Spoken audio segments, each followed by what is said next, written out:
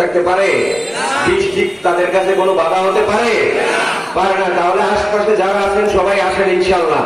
বেশিক্ষণ সময় নিব না। প্রিয় উপস্থিতি, আজকের এই মহতী অনুষ্ঠানে শিবপুর ইউনিয়ন আয়োজন করেছেন। আয়োজনে আজকে সভাপতি মাওলানা শিহাবুদ্দিন সাহেব।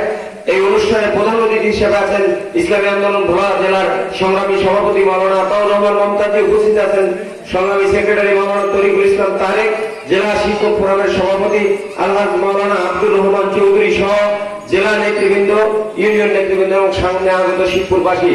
প্রিয় উপস্থিতি, সময় কম, আমি সংক্ষেপে কিছু আলোচনা করব। আপনারা জানেন যে বাংলাদেশ আজকে স্বাধীনতার 54 বছর হয়েছে। 54 বছরে ঘুরে ফিরে 5-7টি দল দেশ পরিচালনা করেছে। আসলে তাদের দেশের পরিচালনার মধ্যে আল্লাহ এবং ইসলাম, কোরআন এবং সুন্নাহ অনুযায়ী কোনো পরিচালনা হয় নাই। এই জন্যই বারবার এই দল ও দল, লাল দল সাদা দল এসেছে, কিন্তু এদেশের গরিব, কৃষক, শ্রমিক, মজুর কারো ভাগ্য পরিবর্তন হয় নাই। এদেশের মানুষ জন্মগ্রহণ করার সূত্রেই তারা এদেশের এই ভূখণ্ডের মালিক। এদেশের যত সম্পদ আছে, খনিজ সম্পদ, নদী সম্পদ, জমি, যারা সবকিছু আমরা এদেশের জনগণরা মালিক। কিন্তু আমরা বারবার নেতা নির্বাচন করতে ভুল করি। আমরা যখন নির্বাচন আসে তখন মনে করি ও বড় নেতা, ওনাকে ভোট দেওয়া দরকার। আসলে নেতা বড় হলে লাভ কি? নেতা বড় হলে কোনো লাভ নাই। নেতার যে জিনিসটা দেখতে হবে যে তার মধ্যে আমানতদারি আছে কিনা, ইনসাফ আছে কিনা, ন্যায় বিচার আছে কিনা, সুশাসন আছে কিনা, জনগণ তার সাথে মিশতে পারতেছে কিনা, জনগণ তার সাথে কথা বলতে পারতেছে কিনা। যিনি পারবেন তিনিই নেতা। আর যাদেরকে আপনারা নির্বাচন করেন তাদের সাথে তো আপনারা দেখাই করতে পারেন না। তাদের সাথে কি পারবেন? এলাকার যে লোকাল চামচা আছে ওনাদের দাপটই তো এলাকা সারা। আর এইসব ভুল করা যাবে না। এই ভারতবর্ষ 800 বছর মুসলমানরা শাসন করেছে। 300 বছর, 200 বছর ব্রিটিশরা ষড়যন্ত্র করে আমাদের এই দেশ থেকে ইসলাম এবং মুসলমানের শাসনকে তারা বিলুপ্ত করেছে। আজ আবার এই দেশের 92% মুসলমানের আবার সুযোগ এসেছে ইসলামকে বিজয়ী করার। আজকে এখন কোন দল নাই, যেসব দল আছে এদেরকে দেখা শেষ, এদেরকে নতুন করে দেখার কিছু নাই। সুতরাং আমি বলবো যে যারা দুর্নীতিগ্রস্ত, যারা অন্যায় দুঃশাসন করেছে তাদেরকে আর নতুন করে ঘোমটা দেওয়ার কিছু নাই। আপনি যদি আপনার মেয়ে বিয়ে দেন বা ছেড়ে দেন, সেখানে আপনি কিন্তু দেখেন যে ওই ছেলেটা কি ভালো কিনা, সৎ কিনা, আমানতদারি কিনা, ওর উত্তম চরিত্র কিনা, ও মদ পান করে কিনা, ও মানুষের টাকা পয়সা মারে কিনা, এগুলো দেখেন। যদি এগুলো থাকে, সে যত বড় ক্ষমতাধর হোক, তাকে দেন আপনি তার মেয়ে, বোন দেন, কন্যা দেন। তাহলে ভোটের সময় আপনারা এগুলি খোঁজ করেন কেন? ওনাকে কাউকে ভোট না দিলে যদি উনি ধরে রাখতে না পারে। আচ্ছা, সব আমানতদার আপনাদের সবকিছু আমানত রাখবে, আপনাদের আমানত খেয়ালত করবে না, এর থেকে বড় যোগ্যতা কি? আজকে দেখেন সংসদে যে মমতাজ গেল, ফেরদৌস গেল, সেই সময় এই সমস্ত কথা কোথায় ছিল? তাদেরকে সংসদে পাঠাইছে। আর আজকে আলেম ওলামা, ইমাম, খতিব, তারা গেলে সমস্যা। এগুলো কারা বলে? এগুলো বলে ওই যে দুষ্ট লোকেরা, যারা ইসলাম ক্ষমতায় গেলে আপনার চুরি করে খেতে পারবে না। এলাকার মানুষের টিয়ার, কাবিকা, জেলের কাজ, বয়স্ক ভাতা, বৃদ্ধ ভাতা, এগুলি যারা খেতে পারবে না তারা এই সমস্ত কথা বলে যে হুজুররা গেলে। কেন? হুজুররা যদি সব কিছু পরিচালনা করতে, মসজিদ, মাদ্রাসা, আপনাদের জন্ম, মৃত্যু, মিম্বর, আপনাদেরকে গোটা লাইফ জীবনের স্টাইল যদি তাদের মাধ্যমে হয়, তাহলে রাষ্ট্র তাদের মাধ্যমে হবে। কারণ আমার নবী রাষ্ট্র পরিচালনা করেছেন, উনি প্রেসিডেন্ট ছিলেন, সকল খোলাফায়ে রাশিদিনের রাষ্ট্র পরিচালনা করেছিলেন। সুতরাং ওইসব তাগুত বাতিলের কথা চলবে না। প্রিয় উপস্থিতি, আমি একটি কথা বলতে চাই। 5ই আগস্ট এদেশে ছাত্র জনতার বিপ্লব হলো। এদেশের সকল মানুষ রাস্তা নেমে গেল। কৃষক, শ্রমিক, জনতা, আলেম, ওলামা, রিক্সা চালক, দিন মজুর, সবাই রাস্তা নামার কারণে এই সরকার বাংলাদেশ থেকে পালাতে বাধ্য হয়েছে। আপনারা জানেন যে এই আন্দোলনে বিভিন্ন দল আন্দোলন হয়েছে, কিন্তু কেউ প্রকাশ্যে বলতে পারে নাই যে এই আন্দোলনের সাথে সমর্থন আছে। কিন্তু 18 তারিখ পীর সাহেব চরমনাই সর্বপ্রথম আবু সাইদকে গুলি করার পর উনি ওপেন বললেন যে নরপিচাস, তুই আমার সন্তানের বুকে গুলি করলি কেন? সেদিন থেকে ইসলামী আন্দোলন একেবারে সরকার বিদায় হওয়া পর্যন্ত রাজপথে আমরা ছিলাম। আমাদের 100-এর উপরে আমাদের ছাত্র এবং আলেম ওলামা এই আন্দোলনে নিহত হয়েছেন, শহীদ হয়েছেন।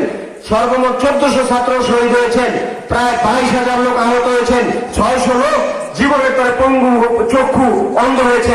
এগুলো করেছে এই সরকার ফ্যাসিস্ট পুলিশ দিয়ে। এই পুলিশ বাহিনী এই সরকারের সাথে জনগণের সম্পর্ক ছিল না, তারা পুলিশ বাহিনীর উপরে নির্ভর করে এই রাষ্ট্র পরিচালনা করছে। পুলিশ যে অন্যায় করেছে এই দেশের জনগণ ভুলবে না এবং পুলিশকে ক্ষমাও করবে না। সুতরাং আগামীতে আর কোন ফ্যাসিস্টের পরিবর্তে আর কোন ফ্যাসিস্ট রাষ্ট্র আসুক, এটা কি আপনারা চান? এবার আসুন উন্নয়নের কথা। উন্নয়নের নামে এই বাংলাদেশে কি হয়েছে, এই ভোলায় কি হয়েছে বলেন? এই যে নদী ভাঙন বাদে যে শিবপুর, কাছিয়া, শিবপুর, রাজাপুর, এগুলো নদী ভাঙন রোধ করে গেছে। নদী ভাঙনের বাজেট আসতো, সেই বাজেট কোথায় গেল? এরপরে আপনাদেরকে শিক্ষা খাতে আমাদের ভোলায় কোনো পাবলিক বিশ্ববিদ্যালয় হয় না, কৃষি বিশ্ববিদ্যালয় হয় না, আমাদের এখানে মেডিকেল কলেজ হয় না, আমরা চিকিৎসা করতে পারি না। চিকিৎসা করতে হলে আমাদের সেই ভোলা বরিশাল দিয়ে স্পিড বোর্ডে যাওয়া হয়, বইরিয়া আমলে শিলংগড়, বহু লোক আছে বিনা চিকিৎসা এখানে মারা যায়। আবার অনেকের সামর্থ্য হয় না যে ঢাকা বরিশাল তাদেরকে নেওয়ার জন্য। আমাদের দীর্ঘদিনের দাবি ভোলা বরিশালের ব্রিজ করা, সেই ব্রিজের কাজ 17 সালে শুরু হয়ে সেটাও বন্ধ হয়ে গেল। কি কারণে? কোন অদৃশ্যের কারণে বন্ধ হয়ে গেল? ভোলাতে প্রায় 200 ইন্ডাস্ট্রিয়াল এসেছিলেন, ভোলায় শিল্প কলকারখানা করবেন, মাত্র 3-4টি শিল্প কারখানা হয়েছে, বাকি এরপরে হলো না কেন?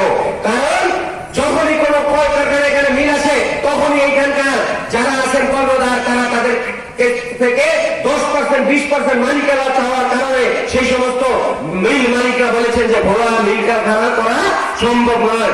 অথচ আপনারা জানেন যে এখানে ভোলাতে 12 TCF গ্যাস আছে, যে গ্যাসের মূল্য প্রায় 6 লাখ কোটি টাকা। অথচ একটি ভোলা বরিশাল ব্রিজ করতে আমাদের প্রায় 17,000 কোটি টাকা খরচ হবে। আমি বলতে চাই যে ভোলাতে যে গ্যাস আছে এই গ্যাস দিয়ে অবিলম্বে ভোলাতে মিল ফ্যাক্টরি করতে হবে, আমাদের বেকারত্ব দূর করতে হবে, এই কলকারখানার মাধ্যমে আমাদের কাজের ব্যবস্থা করতে হবে, নদী ভাঙনের স্থায়ী বাদ দিতে হবে, ভোলা মেডিকেল কলেজ করতে হবে, ভোলা কৃষি বিশ্ববিদ্যালয় করতে হবে। ভোলা আমাদের গ্যাস দিতে হলে আমাদেরকে ভোলা বরিশাল সেতু দিতে হবে। বরিশালের সেতু না দিয়ে ভোলার পুকুর থেকে আর কোনো গ্যাস দিতে দেওয়া হবে না।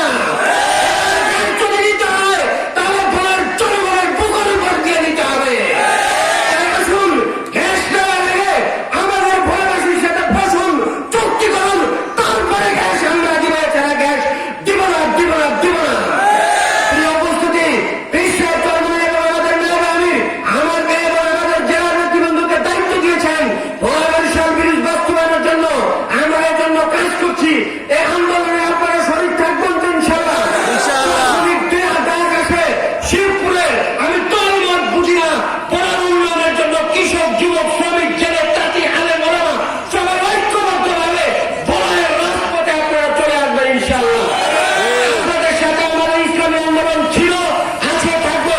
সর্বশেষ একটি কথা বলে যাই, ভোট একটি আমানত, রাষ্ট্র একটি আমানত। লা ঈমানা লিমান লা আমানাতা লাহু, যার আমানতদারি নাই তার ঈমান নাই। যারা রাষ্ট্র পরিচালনা আল্লাহর হুকুম ছাড়া করে না, সূরা আনামের মধ্যে 3টি আয়াত যে তারা জালেম, ফাসিক, কুফর। সুতরাং এদের সাথে আমাদের মুসলমানদের কোনো সম্পর্ক থাকতে পারে না। মান তাশাব্বাহ বিকাউমিন ফাহুয়া মিনহুম, দুনিয়াতে যে যার দল করবে আখিরাতে সে তার দলের সাথে উঠবে।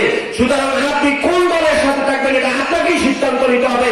আমরা এমন দল করি, আমাদের নবী জনাবে মুহাম্মদ রাসূলুল্লাহ সাল্লাল্লাহু আলাইহি ওয়াসাল্লাম তিনি আমাদের নবী ও রাসূল এবং আমাদের রাষ্ট্রের প্রেসিডেন্ট ছিলেন, আমাদের খলিফার প্রেসিডেন্ট ছিলেন।